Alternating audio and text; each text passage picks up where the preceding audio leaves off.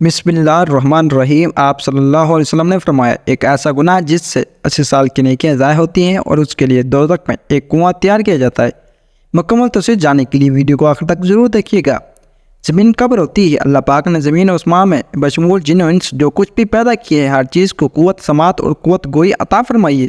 ہر چیز اپنی اپنی زبان میں اللہ کے ذکر میں مصروف ہے۔ ایسی تمام چیزیں جو اللہ پاک نے پیدا کی، جب ان کو کوئی چیز عطا کرتا ہے تو وہ اس پر شکر بھی ادا کرتے ہیں، اور جب ان کو کوئی تکلیف پہنچی تو وہ اس کا اظہار بھی کرتے ہیں۔ لیکن یہ اور بات ہے کہ اللہ نے ایسی آواز کو جن و انس سے پوشیدہ رکھا ہے۔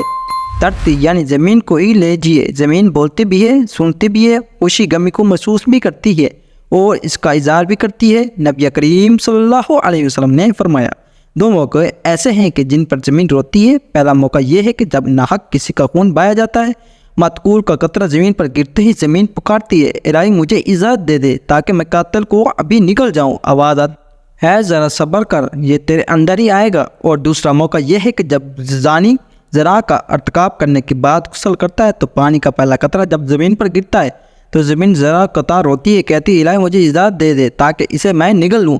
آواز آتی ہے، تھوڑی دیر صبر کر، یہ تیرے پاس ہی آئے گا۔ زناکاری ایک بدترین لعنت، ذلت اور بستی کی علامت ہے۔ بے ایمان فعل اور جرم شنی اس کا مرتکب وہی شخص ہوگا جس کے دل میں خوف خدا، عذاب آخرت کا ڈر یا آیات قرآنیہ اور حدیث نبوی کا پاس نہ ہو، اپنوں اور غیروں میں اپنی ذلت اور رسوائی کا اندیشہ نہ ہو، اور وہ نہایت ہی بے غیرت، بے شرم اور بے ہمت جس کی انسانیت حیوانیت سے مغلوب ہو چکی ہوتی ہے، اس جرم شانی اور حرکت کبیرہ کے ارتکاب کا ملزم ہو سکتا ہے۔ قرآن کریم نے زنا تو کیا اس کے قریب جانے سے بھی منع فرمایا۔ بدکاری کے پاس نہ جاؤ، بے شک وہ بے حیائی ہے اور بہت ہی برے راہ ہیں۔ یعنی زنا خود بھی کبیرہ اور دوسرے مقاصد کے اعتبار سے کبیرہ تر ہے اور ہزار بار لائق مذمت ہے۔ افراد کے روحانی پاکیزگی اور اخلاقی طہارت کے بھی منافی ہے۔ روحانیت کے چہرے پر ایک بدنام داغ ہے اور جسمانی معاشرتی مرتبہ کے لحاظ سے بھی قابل نفرت ہے۔ حضرت ابو ہریرہ رضی اللہ عنہ سے روایت ہے کہ حضور اقدس صلی اللہ علیہ وسلم نے ارشاد فرمایا، جو عورت کسی قوم میں اس کو داخل کر دے جو اس قوم سے نہ ہو، یعنی زنا کرایا اور اسے اولاد ہوئی، تو اسے اللہ عز و جل کی رحمت کا حصہ نہیں ملے گا اور اللہ اسے جنت میں داخل نہ فرمائے گا۔ حضرت عبداللہ بن عباس رضی اللہ تعالیٰ عنہ سے روایت ہے کہ رسول اللہ صلی اللہ علیہ وسلم نے ارشاد فرمایا، جس قوم میں زنا اور سود ظاہر ہو جائے تو انہوں نے اپنے لیے اللہ عز و جل کے عذاب کو حلال کر لیا۔ حضرت عمر بن عاص رضی اللہ تعالیٰ عنہ سے روایت ہے کہ نبی کریم صلی اللہ علیہ وسلم نے ارشاد فرمایا، جس قوم میں زنا ظاہر ہوگا وہ قحط میں گرفتار ہوگی، اور جس قوم میں رشوت کا ظہور ہوگا وہ روم میں گرفتار ہوگی۔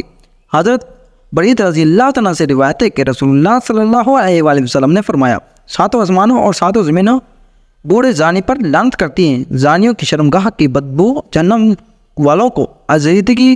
نبی کریم صلی اللہ علیہ وسلم نے فرمایا، زنا سے 6 باتیں ظاہر پذیر ہوتی ہیں، 3 دنیا میں، 3 آخرت میں۔ دنیا میں زانی کا چہرہ سیاہ ہو جائے گا، اس لیے اس کے رزق میں تنگی آئے گی اور عمر سے برکت نکل جائے گی۔ آخرت میں اللہ تعالیٰ کی ناراضگی میں گرفتار ہوگا، حساب میں سختی دیکھے گا، عرصہ دراز تک دوزخ میں رہے گا، بشرطے یہ کہ ایماندار ہو، ورنہ ہمیشہ ہمیشہ اس کا ٹھکانہ دوزخ ہوگا۔ نبی کریم صلی اللہ علیہ وسلم نے فرمایا، جو کوئی آزاد یا غلام عورت سے زنا کرتا ہے اس کی قبر میں 20 لاکھ سوراخ کر دی جاتے ہیں، جس سے سانپ اور بچھو اور آگ کے شعلے اس پر حملہ آور ہوتے ہیں اور وہ اسی طرح عذاب قبر میں مبتلا رہتا ہے۔ نبی اکرم صلی اللہ علیہ وآلہ وسلم نے فرمایا، 3 قسم کے آدمیوں پر اللہ تعالیٰ نظر رحمت نہیں فرمائیں گے: برا زانی، چھوٹی تقریر کرنے والا، 2 تکبر کرنے والا فقیر۔ آپ صلی اللہ علیہ وسلم نے فرمایا، زنا سے 80 سال کی نیکیاں برباد ہوتی ہیں اور دوزخ میں ایک کنواں زانی کے لیے تیار کیا گیا ہے جس میں انہیں عذاب دیا جاتا رہے گا، اس کا نام حاویہ ہے، اور اسے اگر ایک ذرہ نکال کر دوزخ کے دوسرے حصے میں ڈال جائے تو اسے جل جائے۔ کسی انسان کا قتل کرنا کتنا بڑا گناہ ہے، حدیث سن لیجیے۔ حضرت ابو سعید خدری اور حضرت ابو ہریرہ رضی اللہ تعالیٰ عنہ سے روایت ہے کہ حضور نبی کریم صلی اللہ علیہ وسلم نے مومن کے قاتل کی سزا جہنم بیان کرتے ہوئے ارشاد فرمایا، اگر تمام آسمانوں اور زمین والے کسی ایک مومن کے قتل میں شریک ہو جائیں تب بھی یقیناً اللہ تعالیٰ ان سب کو جہنم میں جھونک دے گا۔ قتل و غارت کری، خون ریزی اور فتنہ فساد اور ناحق خون بہانا اتنا بڑا جرم ہے کہ قیامت کے دن اللہ تعالیٰ اپنے مجرموں کو سب سے پہلے بے نقاب کر کے کفیر قرار پہنچائے گا۔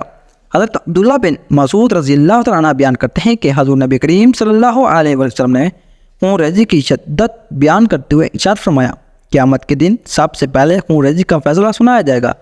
حضرت عبداللہ بن عمر رضی اللہ تعالیٰ عنہ سے روایت ہے کہ نبی کریم صلی اللہ علیہ وسلم نے باہمی خون خرابہ اور لڑائی جھگڑے کے تباکن نتائج سے خبردار کرتے ہوئے فرمایا کہ قتل و غارت گری اتنا بڑا جرم ہے کہ اگر کوئی فرد یا کفتہ اس میں ایک مرتبہ ملوث ہو جائے تو پھر اسے نکلنے کا راستہ نہیں ملے گا۔ حضرت انس رضی اللہ تعالیٰ سے روایت ہے کہ آپ صلی اللہ علیہ وسلم نے ارشاد فرمایا، بڑے کبیر گناہ میں سے ایک کسی جان کو ناحق قتل کرنا ہے۔ کسی مسلمان کو ناحق قتل کرنے والا قیامت کے دن بڑے خسارے کا شکار ہوگا۔ حضرت ابو بکر رضی اللہ تعالیٰ عنہ سے روایت ہے کہ نبی کریم صلی اللہ علیہ وسلم نے ارشاد فرمایا، اگر زمین و آسمان والے کسی مسلمان کے قتل پر جمع ہو جائیں تو اللہ تعالیٰ سب کو اندھے منہ جہنم میں ڈال دے گا۔ اللہ پاک ہمیں نیک اعمال کرنے کی توفیق عطا فرمائے اور ہمارا خاتمہ ایمان پر فرمائے، آمین۔ کمنٹ باکس میں ایک بار آمین ضرور ٹائپ کریں۔ اللہ حافظ، فی امان اللہ۔